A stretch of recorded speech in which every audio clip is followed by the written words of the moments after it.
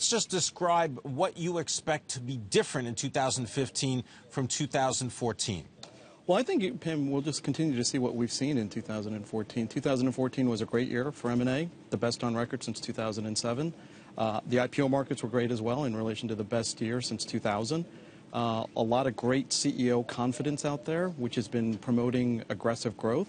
And we're going to see that pipeline continue into 2015. Does Neil Dhar still see big cash balances on corporate balance sheets for them to go out and spend? Oh, clearly. I mean, clearly. We see that across the patch in most sectors.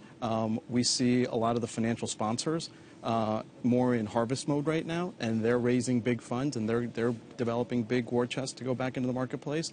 And I think with 2014, we saw a lot of mega deals. I think those mega deals will continue into 2015. Let's talk about some specific industry groups, and I want to see if we can play off on the sale of Citibank's retail operation in Japan, right? We just got that over the Christmas Day break.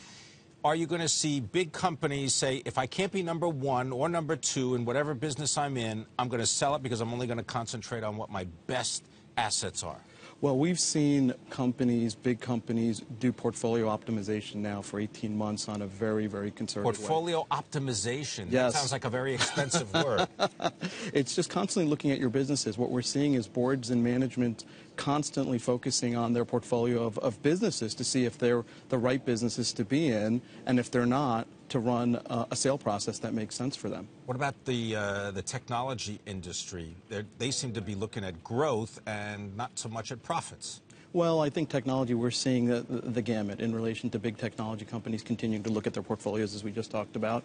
Other technology companies, be it ones that are grounded in the cloud or in mobile in relation. Grounded in the cloud? Boy, you're going to have to answer for that metaphor. No, but constantly wanting to grow, and inorganic growth will come through M&A, clearly. All right, so inorganic growth, organic growth from M&A, that means they buy instead of build themselves. That's right, that's right. So what we see is boards consistently, management consistently looking at a dual pathway in relation to do you grow organically or do you grow inorganically? Inorganically meaning looking at M&A and seeing if there's something in there that'll spur growth. How about hostile bids? Well, we've continuously seen shareholder activism, at a very high clip.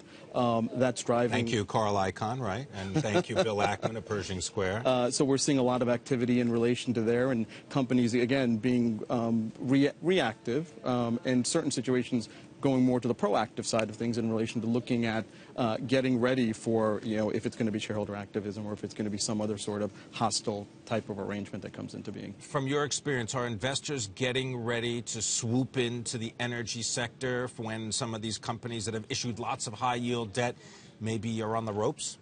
Well, from a high-yield standpoint, the current year, 2014, was a great year in relation to interest rates continuing to be low. Energy is obviously taken in part with that. We'll see what happens in relation to, has oil stabilized? Will it start going up? The energy sector right now is in a little bit of a state of flux from what we see across the patch. Could provide some opportunities as we head into 2015. What about regulatory hurdles? Comcast, Time Warner?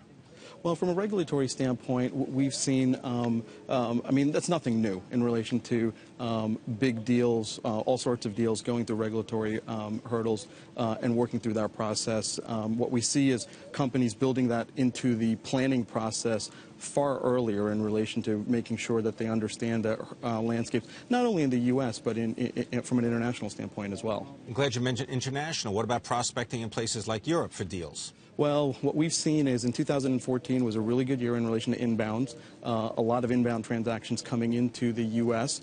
What we see is our client base looking very, very feverishly both in Europe and in Asia, where growth has been a bit slower than the U.S. So we see opportunities in all parts of the world right now.